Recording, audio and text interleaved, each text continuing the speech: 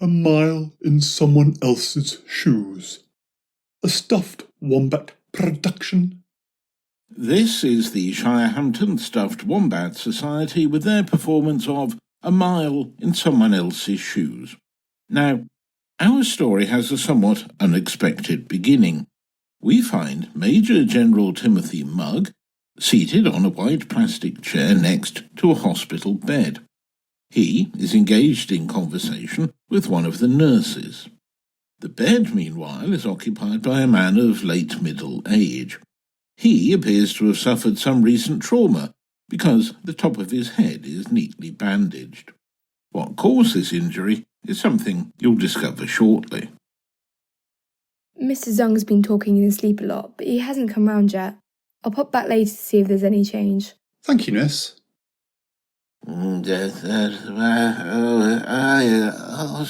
Spare any change, Governor. Please help a poor... Where am I? Ah, Zung, you're alive. You had me worried for a while. That's quite a bump you've got there. The doctors were worried you'd suffered a concussion. While you were unconscious, they gave you a CT scan thingy. Something to do with your brain. They assured me it's still there. Your brain, that is. Oh, very funny. Where am I? The hospital, of course. Ah. Did you bring me any grapes, then? Or some chocolates, perhaps? I did, but then lunchtime came and went and I got a bit peckish. So I ate them. Right. Excuse me, nurse. I don't know this person. Could you have him ejected? Okay, I'll get you some from the vending machine once you've told me what happened. Promise? Promise. So, I'm guessing that you weren't paying attention while you were out and about and fell down an open manhole. No. Walked into a lamppost? No. Although it might be easier to say that I did, just because I'm not sure you're going to believe the real story anyway. Try me. OK, so I did indeed go out for a walk. I decided to pop into one of the local charity shops. You know the one, the Save the Dog's Heart Foundation, on the High Street. Anyway, while I was there, I saw a pair of virtually brand new shoes for sale. My size, too. Well, the ones I was wearing were almost completely worn out, so I bought them on the spot. Put these new ones on straight away. Best £5 I'd ever spent. Or so I thought. Ah, so you simply forgot to tie the laces and went arse over tit. Brained yourself on the pavement outside the shop. How embarrassing. God, I wish it had been that simple. No, I was walking home and passed the bed shop. You know how long I've been talking about getting a new bed. I thought I'd check to see what was on offer, so I popped in. Right, so you were checking the pull-down beds. One was slightly too easy to release, came down and knocked you out cold. Look, will you stop making up reasonable theories and listen? I was trying out one of the beds when I must have nodded off. Next thing I know, this man in fancy dress wakes me up. As an answer, I feel I ought to interrupt here. You're about to hear a sound effect that is supposed to signify a transition to Zung's first-hand experience of the events he's recounting to Mugg. Of course, if the author had done a better job of writing this play, the sound effect probably wouldn't be necessary. Cheeky bugger. I only did it to avoid a 20-minute monologue from Zung. The only thing worse than that would be a 20-minute Mugg monologue. Anyway, moving on.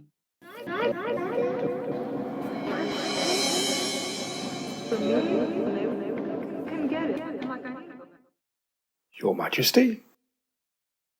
Your Majesty? Where? Ah, you're such a wit, Your Majesty. Am I? Indubitably. And, if Your Majesty begs my pardon, your kingdom awaits your wisdom and guidance. Poor sods. So, if I truly am the ruler of this kingdom of, Nova Zungistria? Nova Zungistria? So much snappier than plain old France. More befitting of a monarch such as yourself. And who am I to disagree? Right. And I am? Well, Ricard the First, of course. Your Majesty, are you sure you're okay? You don't seem to be your normal, witty, sure-footed self today. Oh, I'm sure I'll be my normal, witty, sure-footed self after a cup of tea and a slice of cake. Certainly, Your Majesty. Then, when Your Majesty is ready, we can get down to dealing with the revolution. Revolution? I would have thought that it would be foremost in your mind, sire. Yes, of course. Of course it is, yes. Just run me through the facts again so I get it straight in my head. Formulate a plan. As you'll no doubt remember, the country was thrown into financial chaos when Queen Freckles... Queen Freckles? Who else would be Queen? Yes, Queen Freckles went on that charity shop spending spree bender last Christmas. Of course, Your Majesty was perfectly justified in his belief that increased productivity would solve the country's financial woes. Unfortunately, the population didn't share your optimism and went on general strike. Personally, I blame Baron Adolf von Brussel. Baron von Brussel? Yes, Baron von Brussel, for whipping up the public's anti-monarchy sentiment. I'm sure that ordering Field Marshal Mugg... Field Marshal? Yes, you promoted him when all this kicked off. Anyway, I'm sure that ordering him to implement martial law was the right idea at the time. Sadly, it seems to have inflamed the situation. The population are tired and hungry. The wheat harvest failed again, so there's no bread or cake. What? No cake? Well, let them eat beans then. I'll look into that, Your Majesty. Your Majesty. Good grief, Mug. Is that really you? But of course, Your Majesty. Your Majesty, Baron von Brussel is at the gate, demanding you negotiate a peace deal. Well, have him come in. I'm sure we can settle this amicably. Very clever, Your Majesty. I imagine you'll invite him in, drug his wine, then have him dragged off to the guillotine and publicly beheaded. That'll quell the revolution. Heavens no, I can't bear the sight of blood. Well, have him hanged then. I'd rather not. Your Majesty, you made the hangman redundant last week, so we couldn't do that even if you wished to. Look, Mug, see what he wants. Yes, Your Majesty. If Your Majesty pleases, I'll make myself scarce. I can see Queen Freckles coming, and I'm not in her good books. I dug up her ornamental garden to grow some extra vegetables for the palace kitchen. Bye. No, wait. Oh, crumbs. Hello, Princess. I mean, Queen Freckles. Was that good-for-nothing courtier? I've got a bone to pick with him.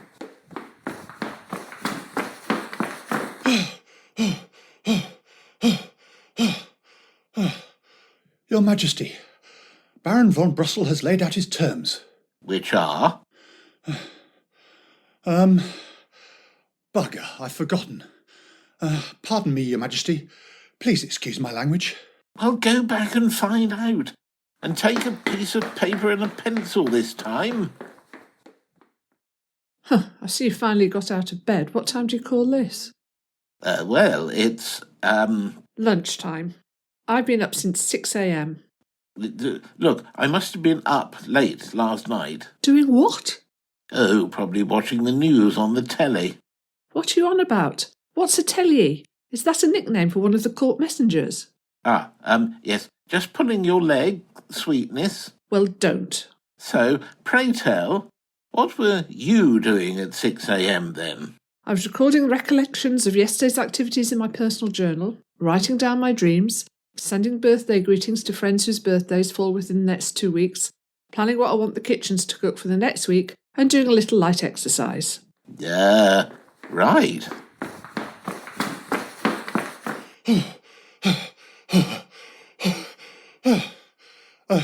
Your Majesty. Your Majesty, Brussel wants you and the Queen to leave the country. He says he'll grant you safe passage to the kingdom of Clermont-Rotariga. What, exile? Yes. Well, at least we'll still be alive. I suppose we better start packing. Oh, there was one other thing. Which is? The Queen must leave behind her collection of gurgle jugs. Over my dead body, they're priceless. No, I will not be parted from them. But what about my dead body? I don't want to die. Tell Baron von Brussel we do not agree to his terms. The palace guard will fight until the last man. Ah, Your Highness, I am the last man. All the other palace guards have deserted and joined the rebellion. What do we do? I suggest you and the Queen run, Your Majesty. I don't trust Baron von Brussel in the slightest. If he catches you, he'll probably have you fed to the geese. You know how vicious they can be. It won't be a pretty ending. Crikey! Come on, Freckles! Run! You coward, come back!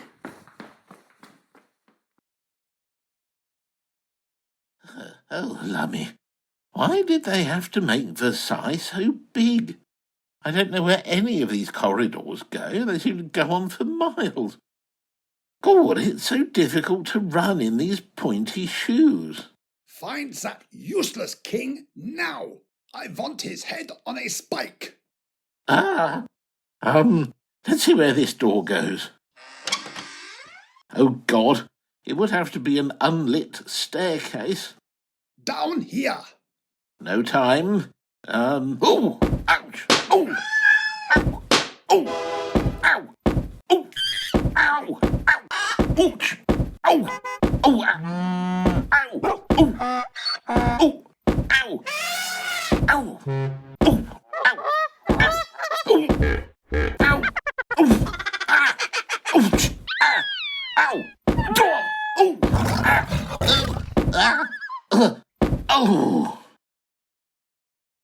In you go. Oh. Hallo, ha garandorige. Ha udach go bria anaf, the iat acham. Oh. Hoshivsha, hoasahashiv. What? Who said that? Ah, assassin. Assassin? Where? Hamidula chashiv am breshlech. I'm sorry, I don't speak. Gaelic? This is from a small island off the west coast. Oh, God, are you the assassin? Mercy, please, I don't want to die. I'm not going to kill you, you idiot. She simply said that you're for England. Assassin. She likes your clothes too. Very fancy. So you speak Gaelic, then? Naturally. But she only understands English. She can't speak it. So who is she, then? Is Misha Sheena. Her name is Sheena. Yes, I think I guessed that bit. Jane Tenamaharaf. She's asking what your name is. My name is Dick Zung. Hello, ye. Jane Operahagav. No, I don't play the oboe. Ha e uvasa gorach. She asked what you do. Oh, I don't work anymore. Shaleshkatar ahanav maha. Oh, definitely. So, Sheena, what do you do? Shenyech slanache ahanam. She's a healer, but the authorities think she's a witch. That's why we're all in the condemned cell. What do you mean, condemned cell? Which bit of condemned and cell do you not understand? But I haven't done anything. That's what they all say. Clothes like that didn't come cheap. They must believe you're a double agent. Who does? The Duke of Argyle's men. Duke of where? Argyle? What were you... So, where exactly are we then? On Shirley. Australia? No, Austria. What did she say? Ochrech. She anadam the croiga on. Yes. No, not quite. We're in Stirling Castle. Oi, quiet in there. Who was that? Sergeant Mugg. Mug? Hey, McGregor, explain to our guest what we do to prisoners who don't follow my orders. McGregor? That's me. Rob Roy McGregor. For those of you expecting the actor playing Rob Roy McGregor to have an authentic Scottish accent, I'm sorry to inform you that Sean Connery is dead and Mel Gibson is unavailable. So you're stuck with this one. And what year is it? 1715, of course. So that's not Timothy Mugg outside the door. No, that's Sergeant Thomas Mugg. Assassin. And a right wee bastard, too. Is this Timothy Mugg, his brother? I doubt it. Ah, shame. Had the German escape plan there. On the other hand, who knows? He might well be. What's the plan? Right, you get Sergeant Mugg talking. Pretend you know his family. Try and get him to let you out of the cell for a chat. He's pretty dim, so that's not impossible. When he opens the door, I'll jump him. Right. Hello, Sergeant Mugg, my good fellow. Are you related to Timothy Mugg, perchance? Brother? Uncle? Nephew? Yes, Major Timothy Mugg is my uncle. He got me this post. Do you know him? Do I know him? Of course I do. We went to school together. Look, why don't you let me out and I can tell you some stories of his time at school? Perfect material if you want to get ahead in life, if you know what I mean. Well, I'd be most obliged. Hang on, I'll unlock the door and we can have a drink and a chat. Oof! Nice work. Well, I'll be away. Marsh and Leaf. Ha proshel agamorov, arabisht rui, alaba gubra. Kuchig mi sasanach, greshavorov. Crikey, why are you taking your clothes off? Shisha kuchoch. What? What are you pointing at? You? Me? You? Ah, you want to swap clothes. A disguise. Ha! Ugh. God, these rags are a bit whiffy, and these sandal thingies aren't going to be very secure. Ruv. Run. Oh, lummy. Why didn't I do the occasional park run? Note to self, must get fitter so that I can escape from 18th century dungeons without being cut to ribbons by the prison guard.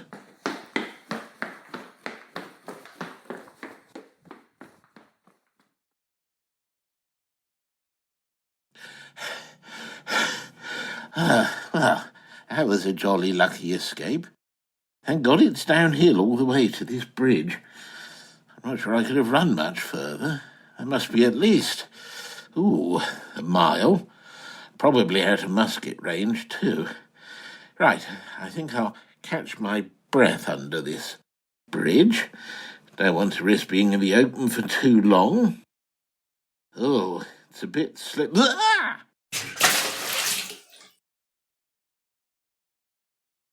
Poor bugger. Do you think he's still alive? He looks half drowned, but he's still breathing. Do you think he's got any coin? Hang on, I'll check his pockets. Oi, what are you doing? Just recompensing ourselves for services rendered, kind sir.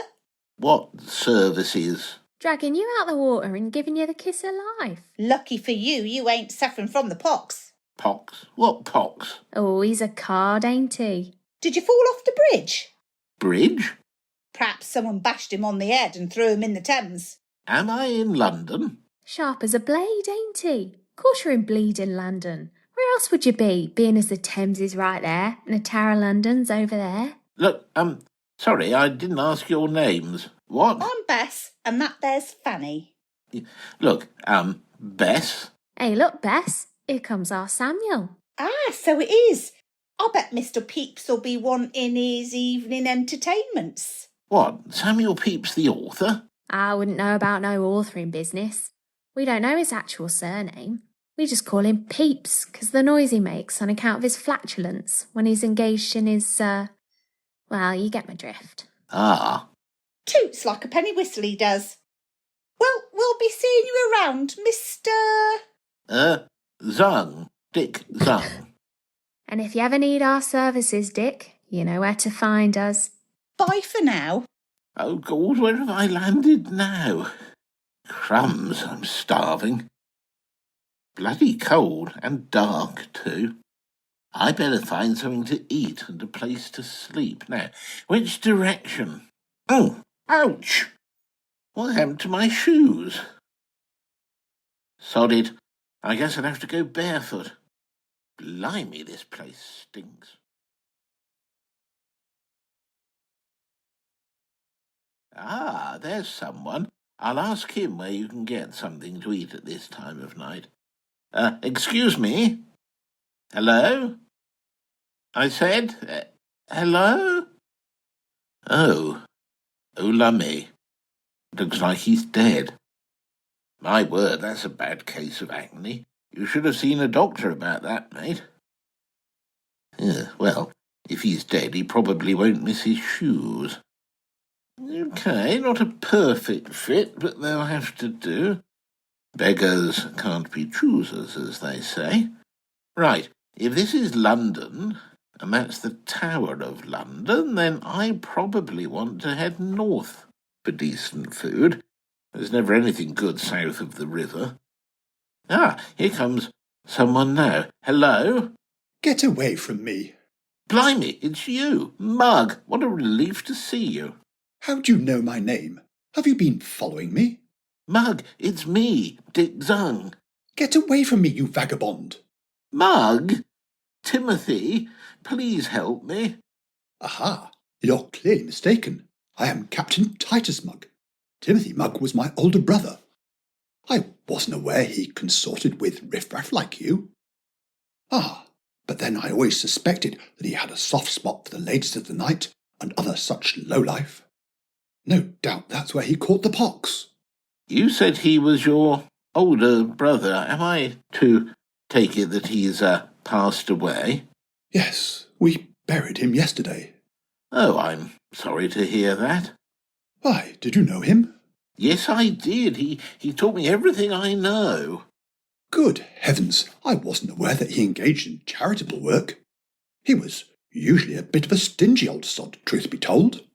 Yes, he used to give me elocution lessons every Sunday, and if I did well, he'd give me a halfpenny.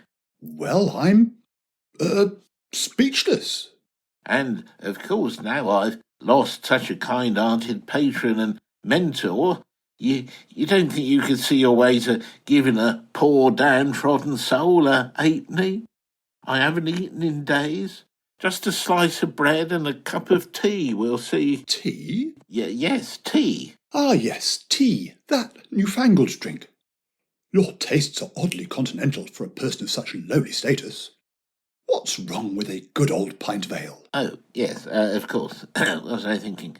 Yes, bread, ale, and a chunk of cheese. Well, if you promise not to approach me again, I think I can spare you here. Thank you kindly.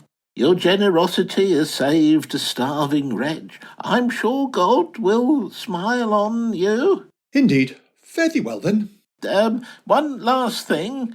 Where might I find the cheapest food? That way. Blimey, nothing's open. I seem to have been walking for ages. God, it's cold. I must find shelter, or I'll freeze to death. I wonder if any of these doors are unlocked. Ah, here's one. Well, that's a stroke of luck. Looks like it's a baker's shop. Is that one of yesterday's loaves by the hearth? I wonder if I could get that fire going. I wish I'd been a Boy Scout. I could have rubbed a couple of these faggots together and got a blaze going. Yeah, oh, hang on. Is that a smouldering taper over there in the jar? Brilliant. Come on. Take. Come on. There, that's the beginnings of a nice little fire. Ah, God, I'm so tired. I think I'll just curl up and...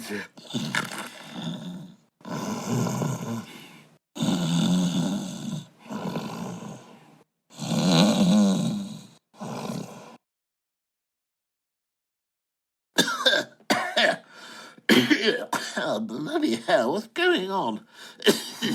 Oh, crikey, the fire's out of control. I have to get out of here. Quick! Which way did I come in? There's so much smoke. I can't see. I can't breathe. I can't... Ooh!